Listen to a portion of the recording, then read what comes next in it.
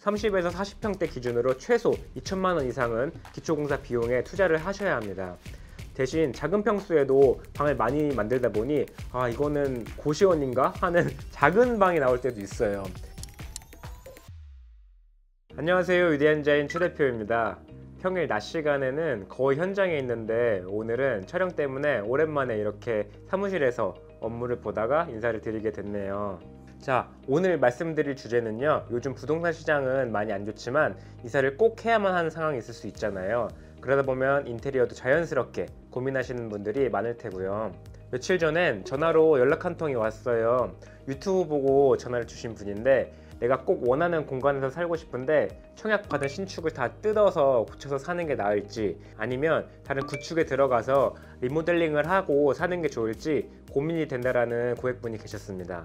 그래서 개인마다 상황이 다 다르고 지역과 아파트마다 컨디션이 다 다르니 정답은 없습니다 라고 하면서 답변을 드렸는데, 그 답변을 토대로 오늘 여러분들께 인테리어 할 때 구축과 신축 또 어떤 차이가 있을지 인테리어 관점에서 몇 가지 말씀을 드리고자 합니다. 저희도 주거 인테리어를 하면서 구축과 신축 모두 많이 진행을 하고 있어요. 건축 노후에 따른 컨디션의 차이와 시대별로도 쓰이는 공법과 마감이 다 달라 각 현장마다 고려해야 할 점이 많은데, 그래도 가장 중요한 비용적인 부분과 공사 범위를 어디까지 고려해야 할지 등 큰 맥락에서 어떻게 기준을 잡아야 할지 도움을 드리겠습니다.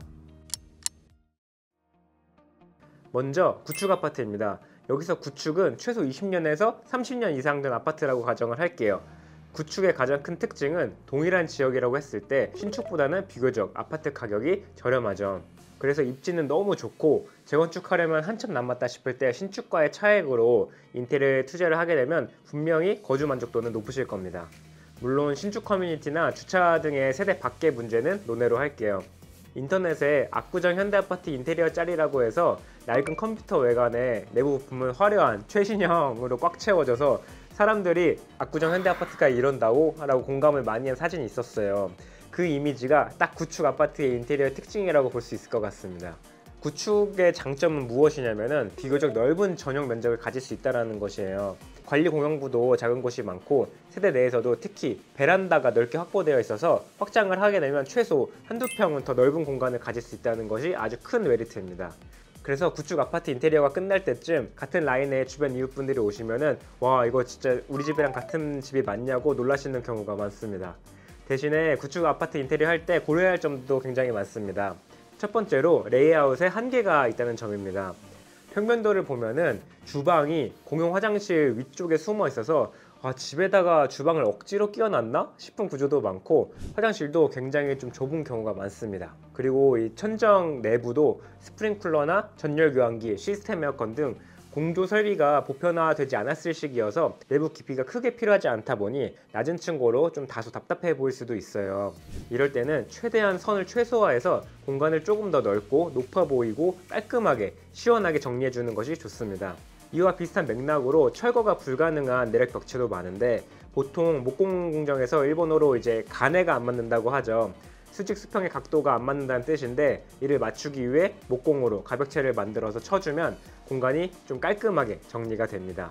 또한 천정 부분도 목재가 뒤틀려서 수평이 안 맞는 경우가 많이 발생하게 되는데, 마그네틱 조명이나 라인 조명 설치를 고려하신다면 천정도 좀 수평이 잘 맞도록 손을 봐야 하니 신축보다 내장 공사에 비용이 더 투입이 될 가능성이 높습니다. 비용 얘기가 나왔으니 두 번째로 한번 바로 넘어가 볼게요. 바로 기초공사 비용이 많이 든다는 점입니다.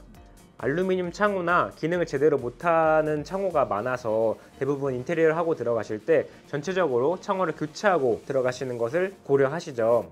또한 확장과 단열까지 진행을 해야 되니 품목과 방식에 따라서 다르겠지만 30에서 40평대 기준으로 최소 2천만 원 이상은 기초공사 비용에 투자를 하셔야 합니다. 화장실도 노후됐고 방수도 다시 해야 하니 전체 철거와 설비까지 포함한다면 기초공사를 위한 비용으로 꽤 많은 예산을 확보해 두시는 것이 좋습니다. 이렇게 기초공사와 깔끔한 라인을 위한 비용이 들어가니 외관 대비 아늑한 나만의 집을 원한다면 어느 정도 기초공사 비용이 깔린다는 점 참고하시면 좋을 것 같아요.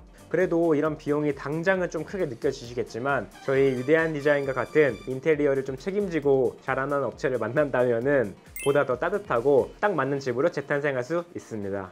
정말 리모델링을 잘한다면 더 넓은 평수에 내 취향대로 멋진 공간으로 구성할 수 있다는 구축 인테리어의 매력이 있습니다. 자, 그 다음은 신축 아파트의 인테리어 장점과 고려해야 할 몇 가지를 말씀드리겠습니다. 제가 예전에 신축 아파트 왜 다 보실까? 대한 영상을 올린 적이 있어요. 그 영상에 대해서도 신축이어도 고민해볼 만한 3가지 포인트를 말씀드렸고 반응이 꽤 좋았거든요. 이 영상이 끝나고 바로 이어보실 수 있도록 영상 카드를 올려드릴 테니 한번 보시면 좋을 것 같습니다. 최근 확장 옵션은 웬만하면 다 선택을 하실 거고, 건설사의 인테리어가 마음에 안 들어서 별도 인테리어까지 고려하셨다면 요즘은 마이너스 옵션으로 시작을 하시는 경우가 많습니다. 그렇게 되면 구축의 확장, 창호, 설비, 화장실, 기초공사까지 마무리된 상태나 마찬가지인데요. 이제 기초공사 토대로 내부 마감공사의 비용을 투입하면 되니 같은 비용 대비 구축보다 선택할 수 있는 옵션이 많아질 수 있는 장점이 있습니다. 기초 자재들 또한 연식이 얼마 안 돼서 상태가 굉장히 좋죠. 그래서 자재들이나 공사품도 비교적 적게 들어갈 수 있고요. 두 번째로 구조적인 측면에서도 트렌드에 따라 건설사의 내부와 외부의 접촉면을 많이 확보할 수 있도록 작은 평수여도 3베이, 4베이까지 확보하는데요. 저희가 강조하는 가족 간의 공간적인 교집합을 만들어서 대화를 많이 하고 화목함을 높일 수 있는 거실, 주방의 공용부가 일직선으로 크게 확보된다는 장점 또한 있습니다. 대신 작은 평수에도 방을 많이 만들다 보니 이거는 고시원인가 하는 작은 방이 나올 때도 있어요. 그래도 신축의 경우 구조 벽체를 최소화하여 철거가 가능한 가벽체인 경우가 많아서 과감히 공용부에 편입시키거나 가족의 라이프 스타일에 맞게끔 공간을 재구성하시는 것도 추천을 드립니다. 사실 인테리어하기에 신축은 구축보다 장점이 많은 것은 사실이에요. 그래도 새 집인데 인테리어하기 아깝다는 의견이 많은 것도 사실이고, 저도 환경적인 측면에서는 충분히 동의합니다. 하지만 이런 물질적인 거를 떠나서 밖에서 치열하게 일을 하고 들어왔을 때 나와 내 가족들이 정말 편안하고 멋진 공간에서 어떻게 휴식을 취하는가에 대해서도 우리 삶에서 중요하게 생각해야 할 가치라고 여겨지네요. 두 번째로는 하자의 책임 문제입니다. 보통 건설사에서 담보하는 마감재의 하자 보수 기간이 최대한 3년 정도로 잡혀 있어요. 이 안에 인테리어를 하시게 되면 당연히 건설사에서 진행한 마감재는 다 철거가 될 테니 해당 사항이 없고요.